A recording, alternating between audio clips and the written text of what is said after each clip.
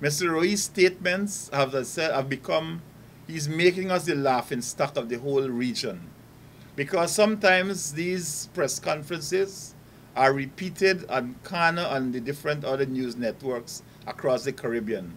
And when Mr. Rohee'S makes these statements, people wonder whether is this the statement of a minister?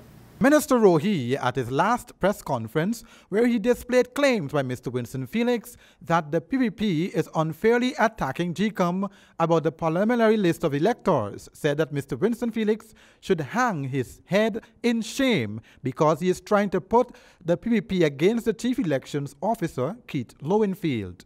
Joseph Harmon fired back in defense of his fellow APNU parliamentarian. Is this a senile person?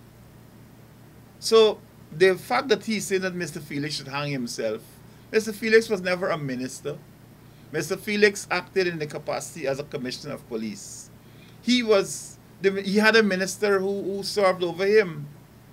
I'm sure Minister Gail Teixeira would not agree with the statements made by Mr. Rohee'S, because under her watch, under Mrs. Felix's watch, we didn't have all of these problems that we're having now.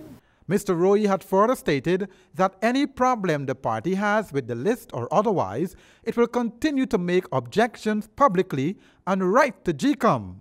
One of the problems Minister Rohee'S identified was that the PLE contained dead people, but when the same deceased Rohee'S referred to began to show up, the PPP switched its attacks to the former police commissioner. He is not acting as a minister of Home Affairs responsible for the public security of this country.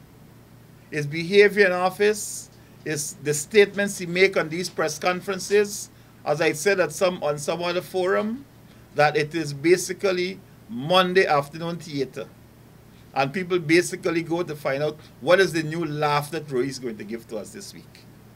Andrew Wicks reporting for HGP Nightly News.